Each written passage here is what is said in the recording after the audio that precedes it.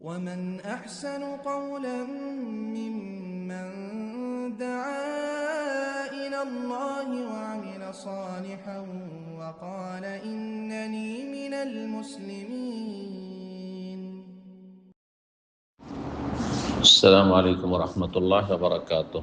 بسم الله الرحمن الرحيم. الحمد لله رب العالمين والصلاة والسلام على رسوله الكريم وعلى آله وصحبه أجمعين أما بعد. সম্মানিত শ্রোতা দর্শক মণ্ডলী, আল্লাহ রাব্বুল আলামিনের প্রশংসা এবং নবী সাল্লাল্লাহু আলাইহি সাল্লামের উপর সালাত ও সালামের পর আজ বুধবার 23 রাজিল হজ 1447 হিজরি মোতাবেক 20 মে 2026 আমাদের ধারাবাহিক সাপ্তাহিক প্রশ্নোত্তর পর্ব নম্বর 137। 10টি প্রশ্ন রয়েছে বিভিন্ন দেশ থেকে আসা। ইনশাআল্লাহ তাআলা আমরা সংক্ষেপে উত্তর দেব। প্রথম প্রশ্ন করেছেন, বলছেন আসসালামু আলাইকুম শেখ। ওয়ালাইকুম সালাম। শিশুদের জন্মের পর থেকে 9-10 মাস পর্যন্ত যে বিভিন্ন ধরনের টিকা দেওয়া হয় সেগুলি কি ইসলামের শরিয়া বিরোধী? জাযাকাল্লাহ খায়ের। না, মোটে বিরোধী না। টিকা দেওয়া জায়েজ, বরং এটি চিকিৎসার অন্তর্ভুক্ত। আর নবী সাল্লাল্লাহু আলাইহি ওয়াসাল্লাম চিকিৎসা নিতে বলেছেন, তাদাউ ইয়া ইবাদাল্লাহ, হে আল্লাহর বান্দারা তোমরা চিকিৎসা নাও। অসুস্থতার জন্য রোগের চিকিৎসা গ্রহণ করো। ফাইন্নাল্লাহ লা ইউনজিলু দাআন ইল্লা আনজালা লাহু শিফাআন, যে কোনো রোগ আল্লাহ দুনিয়ায় অবতীর্ণ করেছেন তার চিকিৎসা ঔষধের ব্যবস্থাও করেছেন। চিকিৎসা দুই রকমের, একটি হচ্ছে রোগাক্রান্ত হওয়ার পরে, আরেকটি হচ্ছে রোগে আক্রান্ত হওয়ার পূর্বে সতর্কতামূলক প্রতিরোধমূলক চিকিৎসা। টিকা হচ্ছে, ভ্যাকসিনেশন হচ্ছে প্রতিরোধমূলক চিকিৎসা, অগ্রিম ব্যবস্থা করা। এরকম রোকিয়ার বিষয়টি, ঝাড়ফুঁক করার ক্ষেত্রে যদি কেউ আশঙ্কা করে বাচ্চাদের ক্ষেত্রে, বাইরে যাচ্ছেন আপনি বাচ্চাকে নিয়ে, বদনজর লাগতে পারে, তাহলে তার জন্য রুকিয়া করে নেবেন। ওইযুকা বিকালিমাতিল্লাহি তাম্মা মিন কুল্লি শাইতানি ওয়া হাম্মা মিন কুল্লি আইনিন লাম্মা। বদনজরে আক্রান্ত হওয়ার পর নয়, অগ্রিম ব্যবস্থা। তাই এটাও প্রমাণ করে যে চিকিৎসা যেমন রুকিয়া দুই রকমই জায়েজ, অগ্রিম প্রতিরক্ষামূলক প্রতিরোধমূলক, আর রোগে আক্রান্ত হওয়ার পরে রোগ দূর করার জন্য, রোগ থেকে আরোগ্যের জন্য ঠিক ওই রকমই হচ্ছে ঔষধের বিষয়টি বা টিকার বিষয়টি। বারাকাল্লাহ। টিকা নেওয়া আল্লাহর উপর আস্থা, তাওয়াক্কুল পরিপন্থী নয়। এটা এক শ্রেণীর মোল্লারা বলে থাকে, টিকা নিয়ে আল্লাহর ভরসা হয়, টিকার ভরসা হয়। ভুল কথা এটি। জি, তাহলে তো ওষুধের ক্ষেত্রে একই কথা বলবেন, ডাক্তারের কাছে যাওয়ার ক্ষেত্রে একই কথা বলবেন না, এটা ভুল ধারণা। জি, টিকা নিতে পারেন। জি, করোনার সময় যারা টিকা বিরোধী ছিলেন তারা দিন বুঝেন না এই সমস্তগুলো। জি, দিনের মৌলিক নীতিমালাগুলি বুঝেন না। আল্লাহ বোঝার তৌফিক দান করেন। 6 নম্বর প্রশ্ন, বলছেন আসসালামু আলাইকুম শেখ। ওয়ালাইকুম সালাম। আমি মক্কার হারাম থেকে 30 কিলোমিটার দূরে থাকি, আমি কোথা থেকে এহরাম বাঁধব? জি, আমার এখান থেকে আয়েশা মসজিদ 5 রিয়াল ভাড়া। না, মসজিদের আয়েশা যেতে হবে আপনাকে এহরাম বাঁধার জন্য, এটা শরীয়ত সম্মত নয়। মসজিদে আয়েশা যাবেন কারা? যারা হারামের হুদুদ, হারামের ভিতরে আছেন। আর আপনি তো দূরে আছেন, 30 কিলোমিটার দূরে, অর্থাৎ হারামের বাইরে। সুতরাং আপনি মিন হাইসু ইয়ানশি, যেখান থেকে আপনি উদ্দেশ্য করছেন, অর্থাৎ হাত্তা আহলু মক্কা মিন মক্কা, মক্কাবাসী মক্কাতে এহরাম করবে, অর্থাৎ নিজের বাড়ি থেকে। জেদ্দার লোকেরা মসজিদ আয়েশা আসবে তারপরে এহরাম বাঁধবেন না, নিজের বাড়ি থেকে। জেদ্দাতে একটি মসজিদ আছে, সেখানে বেশ গোসলখানার ব্যবস্থা আছে সুন্দর করে, ওইখানে এসে এহরাম বাঁধে, ওটা ভুল, ওটা কোনো মিকাত না। আপনি মিকাতে যাবেন, বরং আপনি নিজের ঘর থেকে, নিজের হোটেল থেকে, জেদ্দায় হোটেলে আছেন, জেদ্দায় বাসায় আছেন, যেখানে আছেন না কেন আপনি সেখান থেকে এহরাম বাঁধেন। ওই রকমই মক্কার হুদুদে হারামের বাইরে, হারামের সীমানার বাইরে যারা বসবাস করছেন, যেমন 30 কিলোমিটার দূরে এই ভাই, তাকে বলবো যে আপনি নিজের ঘর থেকে গোসল করে পরিষ্কার পরিচ্ছন্ন হয়ে এহরামের কাপড় পরে আপনি লাব্বাইক বলবেন ওমরার জন্য আর হজের জন্য। 3 নম্বর প্রশ্ন, বলছেন আসসালামু আলাইকুম শেখ। ওয়ালাইকুম সালাম। নিজের ভাইয়ের পরিবার বড় শিরকের সাথে সম্পর্ক থাকে, তাহলে তার ছেলে মেয়েকে কোনো হাদিয়া দেওয়া যাবে? অসুবিধা কি? হাদিয়া তো অমুসলিমকেও দেওয়া যাবে। হাদিয়া উপঢৌকন দেবেন। হ্যাঁ, কেউ শিরকি আকিদা বিশ্বাস করে, তার ছেলে মেয়েকে কোনো অসুবিধা নেই, তাদেরকেও দিতে পারেন। আর ছেলেমেয়েরা তো মাসুম, নিষ্পাপ, তারা কি জানে। অথবা তার পরিবারে কোনো সাহায্য সহযোগিতা করতে পারবো, হ্যাঁ পারবেন, কোনো অসুবিধা নেই। মুশরিক কাফের কেউ সাহায্য সহযোগিতা করা যাবে, তবে আপনার মুমিন মুত্তাকি আল্লাহ ভীরু ভাই বোনেরা বেশি হক রাখে। ভালো মানুষরা আপনার সাহায্য সহযোগিতার হক বেশি রাখে। মুসলিম বেশি মুখাপেক্ষী অভাবী, আর আপনি কাফেরকে দেবেন। যে সহি আকীদা আর অনুসারী ভাই বোনেরা বেশি মুখাপেক্ষী অভাবী, আর আপনি বেদাতিকে শিরকি আকীদায় বিশ্বাসী তাদেরকে দেবেন না। তবে আত্মীয় হিসাবে তাদেরকে হাদিয়া দেওয়া, উপঢৌকন দেওয়া, তাদেরকে মাঝে মাঝে দাওয়াত দেওয়া, কোনো অসুবিধা নেই। কাফের দাওয়াত গ্রহণ করেছেন নবী করিম সাল্লাল্লাহু আলাইহি ওয়াসাল্লাম, কাফের দাওয়াত যদি গ্রহণ করতে পারেন তো আপনি দুনিয়ার স্বার্থ নয়, তার অনিষ্ট থেকে রক্ষার জন্য অথবা ইসলামের স্বার্থে যদি আপনি কাফেরকে দাওয়াতও দেন তো জায়েজ আছে। কিন্তু দুনিয়ার স্বার্থে আপনি কাফের সাথে বন্ধুত্ব করবেন, অন্তর ভালোবাসা, শিরকি আকীদায় বিশ্বাসী তাদের সাথে আপনি অন্তর ভালোবাসা রাখবেন, এটি জায়েজ না। কিন্তু তাদেরকে হাদিয়া উপঢৌকন দিতে পারবেন, তাদের কল্যাণ লাভের জন্য, তাদের অনিষ্ট থেকে রক্ষার জন্য, ইসলামের স্বার্থে, এবং তাদের অনিষ্ট থেকে নিজেকে বাঁচাবার জন্য, নিজের পরিবারকে বাঁচানোর জন্য। 4 নম্বর প্রশ্ন বলছেন, আসসালামু আলাইকুম শাইখ রাহমাতুল্লাহ, প্রাইমারি স্কুলে শিক্ষার্থীদের জন্য সরকারিভাবে যে টিফিন বা খাদ্য সামগ্রী প্রদান করা হয়, তা বাচ্চাদের মাঝে বিতরণের পর যদি কিছু খাবার অতিরিক্ত থেকে যায়, থাকবে কেন? বেশি করে দিয়ে দেবেন, থাকার প্রশ্ন ওঠেন। সে বাড়তি খাবারগুলো শিক্ষকগণ করতে পারবেন, সরকারকে অনুমতি দিচ্ছে। সরকার যদি বলে যে যেটা বাঁচবে সেটা আপনারা খেয়ে নিন বা বাসা নিয়েছে, তাহলে যায়। কিন্তু এটা কোনো সরকার বলবে না, আমার যতটা জানা রয়েছে। এটা শুধু দেওয়া হয় স্টুডেন্ট ছেলে মেয়েদের জন্য, ছাত্রছাত্রীদের জন্য। সুতরাং তাদের হক নষ্ট করবেন না, 9-6 করে অল্প স্বল্প দিলেন আর ঘরে নিয়ে চলে গেলেন। এক সময় প্রাইমারি স্কুলগুলোতে পোশাক দেওয়া হতো, ভালো ভালো পোশাকগুলো শিক্ষকরা নিয়ে চলে যেত। হ্যাঁ, আর তারপরে ওই যেগুলো খারাপ একেবারে চল সেগুলি ওই ছাত্রদেরকে দেওয়া হইত। আল্লাহ হিদায়াত দান করুন। এরা হারাম কর, এরা হারাম খবরদারি কাজ করবেন না, এটা আপনাদের হক নয়। তবে যেমনটা বললাম, যদি অনুমতি সরকার দেয়, শিক্ষা দপ্তর, শিক্ষামন্ত্রীর পক্ষ থেকে থাকে যে যা অতিরিক্ত হবে তা আপনারা খেয়ে ফেলবেন, ভাগ বন্টন করবেন, তাহলে জায়েজ। 5 নম্বর প্রশ্ন বলছেন, আসসালামু আলাইকুম শাইখ রাহমাতুল্লাহ, কোরআনে আয়াতে দাগ কাটা নাকি ঠিক না? আগে জানতাম না, কলম দিয়ে অনেক আয়াতের চিহ্ন দিয়ে দিয়ে রেখেছি, যেমন হ্যাঁ। তারপরে বলছেন কোন এমন জায়গায় দিয়ে রেখেছেন যে মুছতে পারছেন না, বা কলম দিয়ে রেখেছেন মুছতে পারছেন না, যেমন হবে না যা মুছতে পারছি না, গুনাহ হবে কি? হ্যাঁ, এটি গুনার কাজ।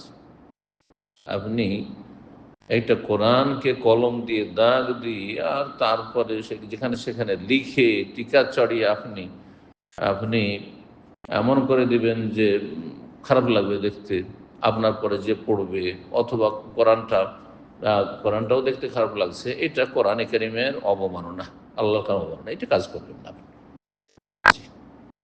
তবে পেন্সিল দিয়ে যদি হয়, যে একটু পেন্সিল দিয়ে একটু ইশারা ইঙ্গিত করেছেন, কিছু লিখেছেন, আর তারপরে সেটা মুছে দেওয়া যাবে, না মুছেও কিছুদিন পরে এমনিতে মুছে যাবে পেন্সিল দাগ।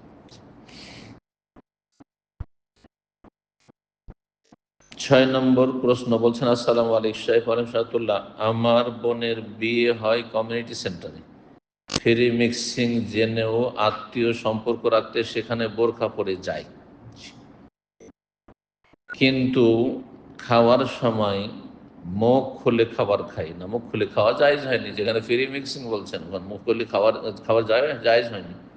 তার প্রথম কথা, আত্মীয়তার সম্পর্ক রক্ষা করার জন্য নাজায়েজ জায়গায় যেতে হবে কেন? তাদের স্বার্থ নিয়ে আত্মীয় সম্পর্ক রাখা, তাদেরও তো চেষ্টা হওয়া উচিত যে আত্মীয়তার সম্পর্ক বহাল রাখবো, হ্যাঁ, ভালো মানুষের সাথে, আপনার সাথে। সুতরাং তাদেরকে বলতেন যে আপনারা ফ্রি মিক্সিং করবেন না, পুরুষদের জন্য আলাদা ব্যবস্থা করেন, আর মেয়েদের জন্য আলাদা ব্যবস্থা করেন, তাহলে আসবো, নাহলে আসবো না।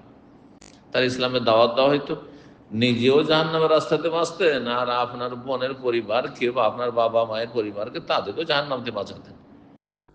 আপনি গুনাহগার, গুনার কাজ করেছেন। আল্লাহ হিদায়াত দান করুন। বলছেন যে এই অনুষ্ঠানটি সম্পূর্ণ ক্যামেরা দ্বারা ভিডিও হচ্ছে, তারপর ভিডিও হচ্ছে না যায় এরকম বিয়েতে যাওয়া যেখানে ভিডিও হচ্ছে, মহিলাদের জন্য যাওয়া একেবারে না যায়। এখন এসব ছবি ভিডিও সবার কাছে ছড়িয়ে পড়েছে, আরো হারাম কাজ হয়েছে, এখন গুনাহ জারিয়ে চলতে থাকে। আর আমার মুখ দেখা যাচ্ছে, আপনাকে আশা করি ভালোই লাগছে, আল্লাহ হেদায়েত করুন। আমি কি করতে পারি? হ্যাঁ, মুছে ফেলারও কোনো উপায় দেখছি না, আল্লাহর কাছে তওবা করেন। এখন সমাধান হচ্ছে আল্লাহর কাছে খালেস অন্তর থেকে তওবা করেন, জি, আর অনুতপ্ত হন, আর আল্লাহ রাব্বুল গফুর রহিম, আল্লাহর কাছে আশা রাখেন, হয়তো আল্লাহ মাফ করবেন ইনশাআল্লাহ। না হলে গুনার বোঝা চাপতে থাকে, যতদিন পর্যন্ত আপনার এই চেহারা খোলা আর আরো কিছু খোলা যদি থাকে, তা দেখবে যে সব মহিলারা এইভাবে বিয়ে শাদীতে ফ্রি মিক্সিং এ থাকে আর ভিডিও হচ্ছে আর ভিডিও প্রচার হচ্ছে, তাদের গুনাহ চলতে থাকে, তারা কবরে চলে যায়, তারপর গুনাহ চলতে থাকে। আল্লাহ হেদায়েত দান করুন।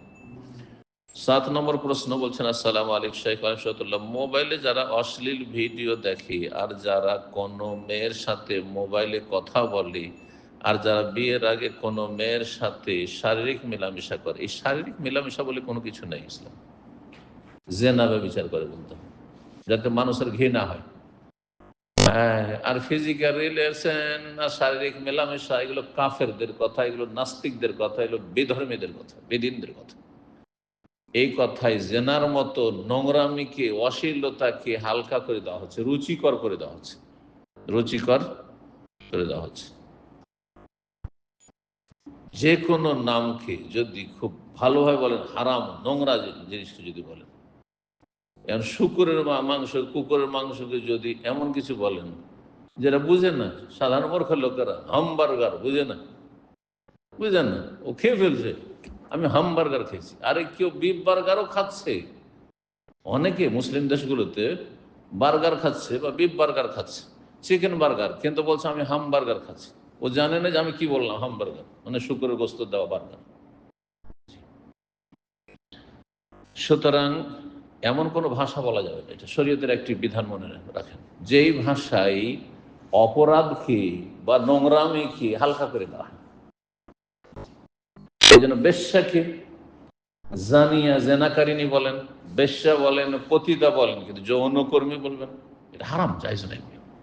না, যৌনকর্মী না তারা, যে নামগুলি বললে হ্যাঁ মুসলিম সমাজের ঘৃণা হয়, পাপ এবং পাপীকে ঘৃণা করে মানুষ, কিন্তু যৌনকর্মী, হ্যাঁ, তো ওই রকম অন্য অন্য কর্মীদের মতো, শ্রমিক যেমন হয়, অন্য অন্য আরো মেলা কর্মী আছে, ঠিক তেমন ইও এক কর্মী না, মোটেই না, এগুলি ইসলামের দুশমনদের পরিভাষা, এগুলো পরিত্যাগ করা ফরজ, গুনাহ হবে এসব ভাষা বললে।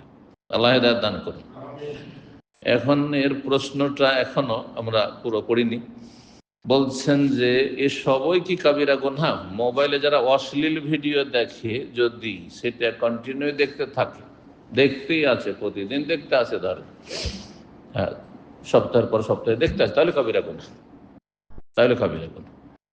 একেবারে যদি হ্যাঁ নগ্ন ছবি দেখে, পর্নোগ্রাফি দেখে, ব্লু ফিল্ম দেখে, তাহলে কাবিরা গুনাহ। কিন্তু ধরেন চেহারা খোলা আছে, মাথা খোলা আছে, দেখছে, যেমন আজকাল অনেকে খবর পড়ছে টিভিতে, মহিলারা, আর তাদের খবর শুনছেন, আপনি ইউটিউবে দেখছেন, এটা এক একটু যদি হয় মাঝে মধ্যে, সাগিরা গুনাহ বলা যেতে পারে, কিন্তু সেটা যখন কন্টিনিউ চলতে থাকবে সেটাও কাবিরা হবে। এখন এই অশ্লীল ভিডিওর ধরনটা কি দেখতে হবে, যদি ধরে দেখে নগ্ন যৌনতা চলছে, নোংরামি চলছে, আর দেখছেন আপনি ব্লু ফিল্ম দেখছেন, তাহলে কাবিরা গুনাহ, একবার দেখলো কাবিরা গুনাহ। কোনো মেয়ের সাথে মোবাইলে কথা বলা, সেটা যদি একবার হয়, বেগানা মহিলার সাথে কথা বলেছে আর একটু তার সাথে একটু রসিকতা করেছে, তাহলে সাগিরা গুনাহ হয়তো, হ্যাঁ, কথার জেনা, অন্তরে জেনা হয়েছে, যেমন সহিহ বুখারীর হাদিসে রয়েছে। জি, কিন্তু সেটা যদি চলতেই থাকে, দিনের পর দিন চলতেই আছে, হ্যাঁ, প্রেম আলাপ চলতেই আছে, তাহলে কাবিরা গুনাহ, কাবিরা গুনাহ তার। আর তারপরে বলছেন যে শারীরিক সম্পর্ক, অর্থাৎ জেনা, জেনা কাবিরা গুনাহ, জেনা ব্যভিচার কাবিরা গুনাহ, ওয়ালা তাকরাবুজ জেনা, জেনা ব্যভিচারের কাছে যেও না। জেনা ব্যভিচারে লিপ্ত হওয়া বড় জেনা, আর কাছে যাওয়া মানে জেনার সাথে সম্পর্কিত, জেনার পূর্বে যা কিছু হয়ে থাকে সবগুলি হারাম, সবগুলি নাজায়েজ। কিছু সাগির আছে, কিছু কাবিরা আছে, কাবির ওপর কিছু আকবরুল কাবায়ের আছে। সব কাবিরা একই রকমের কাবিরা নয়, সবগুলি কাবিরা একই রকমের নয়। ঠিক ওই রকমই আল্লাহ বোঝার তৌফিক দান করেন, এবং কাবিরা হোক আর সাগিরা হোক আপনাকে আমাকে আল্লাহ যেন পুরোপুরি বেঁচে থাকার তৌফিক দান করেন। যাদের দ্বারা ভুল ভ্রান্তি হয়ে গেছে তওবা করে ফিরে আসার তৌফিক দান করে, খালিস অন্তরে। ও সবাই কি ব্যভিচার? হ্যাঁ, ব্যভিচার সবাই। ইন্নাল্লাহ কাতাবা আলা ইবনে আদম হাজ্জাহু মিনাজ জিনা ইউদরিকুহু লা মুহালা, সহিহ বুখারী হাদিস। আল্লাহ প্রতিটি মানুষের উপর জিনার ব্যভিচারের একটা অংশ লিখে দিয়েছেন, সেটাতে সে লিপ্ত হবে হবে। লিখনি আছে, লেখা আছে। তারপর নবী সাল্লাল্লাহু আলাইহি ওয়াসাল্লাম বলছেন জেনাল আইনে, চোখের জেনা, চোখের জেনা একবার দুইবার যদি হয়, হ্যাঁ, ইচ্ছাকৃত তো সাকিরা গুনাহ, অনিচ্ছাকৃত হলে গুনাহই নাই। হঠাৎ করে সামনে একজন মহিলা চলে এসেছে, অথবা বাতাসে তার শরীরে কাপড় উঠে গেছে, নজর পড়েছে, আপনি সাথে সাথে নজর ফিরিয়ে নিয়েছেন, তো গুনাহই না, সাকিরাও নয়। কিন্তু বারবার দেখতে আছেন, হ্যাঁ, প্রতিদিন দেখতে আছেন, হ্যাঁ, দিনের পর দিন দেখতে আছেন আপনি, জেনা আন্নাজর, দেখা, তাকানো হচ্ছে জেনা চোখের। জেনাল কালবে, নবী সাল্লাল্লাহু আলাইহি ওয়াসাল্লাম বলেছেন হৃদয়ের জেনা, মনের জেনা হচ্ছে নাফসু তাতামান্না ওয়া তাশতাহি, কামনা বাসনা, চাওয়া পাওয়া, যদি পেত, যদি যোগাযোগ হয়ে যেত। জেনাল লিসানে আল কালাম, জবানের জেনা হচ্ছে কথা বলা, প্রেম আলাপ করা বেগানা মহিলার সাথে। জেনাল ইয়াদে, হাতের জেনা আল বাতশ, ধারণ করা, মোবাইলে ধরে প্রেম আলাপ করছেন, তো এই যে হাতে মোবাইলটা ধরে নাজায়েজ কথা বলছে, এটা হাতের জেনা হচ্ছে। আর কথার জবানের জেনা হচ্ছে। শুনছেন যে, দেখেন ওই যে বেগানা মহিলার প্রেম আলাপগুলো শুনছে, আমোদ ফুর্তির কথা শুনছে, রসিকতা, মজা লাগছে, হ্যাঁ, মিষ্টি কথা, এটা কানের জেনা, অঙ্গ প্রত্যঙ্গের জেনা। ওয়াল ফরজ ইউসাদ্দিকু যালিকা ওয়া ইয়াকাযযিবুহু, আর গুপ্তাঙ্গ, লজ্জা স্থান, এটার বাস্তবায়ন করে অথবা বাস্তবায়ন করতে অক্ষম হয়ে যায়।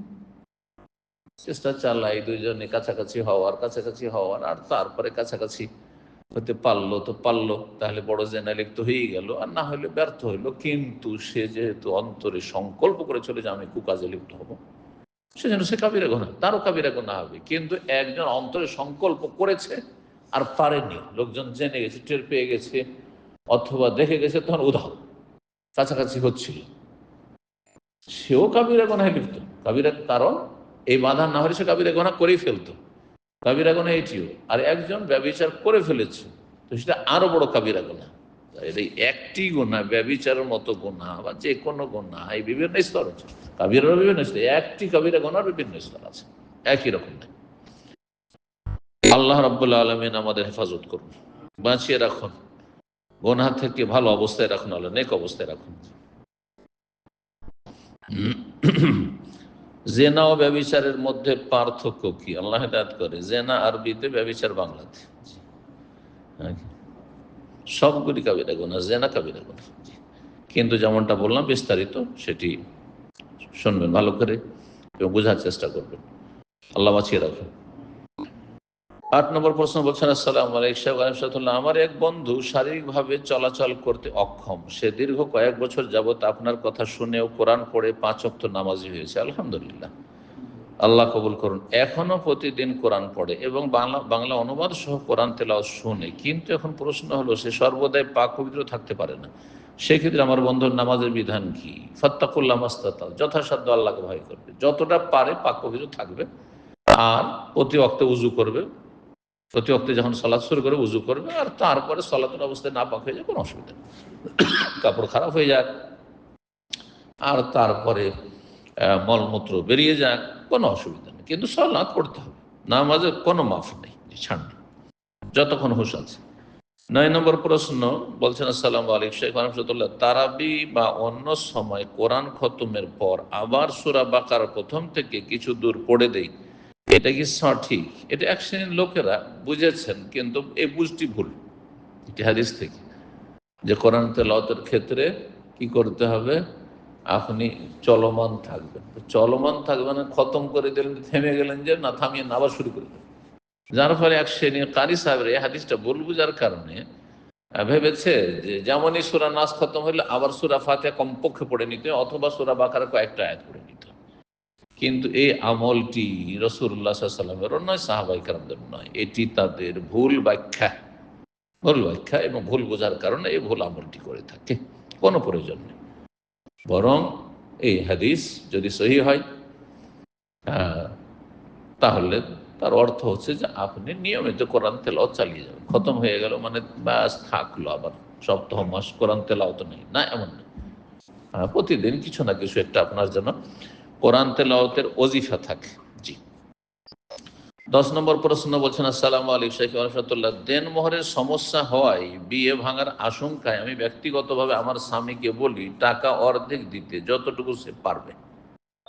যতটা মোহর নির্ধারণ করা হয়েছিল তার অর্ধেকটা দিতে বলেছি, কিন্তু নির্ধারণ তার দ্বিগুণ হয়েছে। এই চুক্তিতেই বিয়েটা হয়, কিন্তু বিয়ের পর স্বামী সব টাকায়, অর্থাৎ চুক্তির টাকা সহ সবাইকে যা কাগজে কলমে বলেছিল সেটাও দিতে চাই।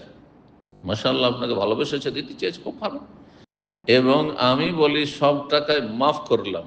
এই যে বেশি ভালোবাসায় হিতে বিপরীত হয়ে যায়। প্রশ্ন শুনলে বুঝবেন, হ্যাঁ, এ সব টাকা দিতে চায় আবেগে স্বামী, হ্যাঁ, স্ত্রী খুব পছন্দ হয়েছে তখন এক সময় যখন ভালো সম্পর্ক ছিল।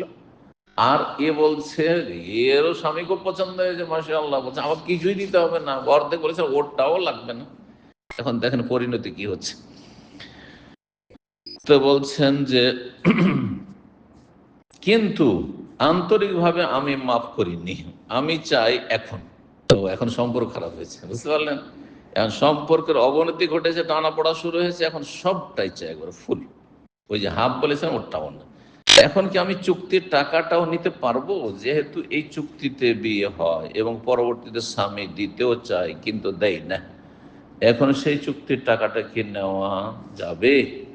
তাহলে মুসলিমুন আলা শুরুতে, যখন বিয়ের সময় এই শর্ত করেছেন যে যেটা লিখলেন, কিন্তু আমি আপনাকে অর্ধেকটা মাফ করে দিলাম, তো মাফ করা হয়ে গেছে। মাফ করার পর আবার বলবেন না, মাফ করেছিলাম, সম্পর্ক ভালো ছিল, এখন ফিরান, চলবে না, এটা চলবে না। যেমন দান সাদকা করার পরে ফিরিয়ে নেওয়া যাবে না, এটা খারাপ অভ্যাস। তুলনা করছেন নবী সাল্লাল্লাহু আলাইহি ওয়াসাল্লাম কার সাথে? হ্যাঁ, কুকুরের বমি করার সাথে। কুকুর বমি করার পরে আবার ওইটাকে চেটে নেয়। ঠিক ওইরকমই যারা দান সাদকা করে অথবা কাউকে হাদিয়া উপঢৌকন দেয়, এক বন্ধু আরেক বন্ধুকে হাদিয়া তোহফা দিয়েছে, একটা মোবাইল দিয়েছে বা ঘড়ি দিয়েছে, তারপর রাগারাগি হয়েছে, বোঝায় ফিরিয়ে দেয়। হ্যাঁ, এরকম কাজগুলো আমাদের দেশে এক সময় জাহেলরা করতো। রাগারাগি হলে দাও, আমার জিনিস আমাকে দিয়ে দেয়। না, জায়েজ না, এটা এটা নিকৃষ্ট চরিত্র, এসব কাজ করবেন না। বারাকাল্লাহু ফিকুম। তবে সে যদি দিয়ে দেয় তো ভালো কথা, আপনি মাফ করে দিয়েছেন, মাফ হয়ে গেছে। অর্ধেকটা নেওয়ার অধিকার আছে, অর্ধেকটা নেওয়ার আপনার অধিকার আছে। আর যেটা আপনি মন থেকে বলেননি কিন্তু একটু আবেগে বলে ফেলেছে, ঠিক আছে, অর্ধেকটা আপনি নেবেন, কিন্তু প্রথম যেটা বলে আপনার বিয়ে হয়েছে সেটা আপনাকে মেনে চলতে হবে। আল্লাহ রাব্বুল আলামিন সঠিক বুঝদান করুন এবং বিবেক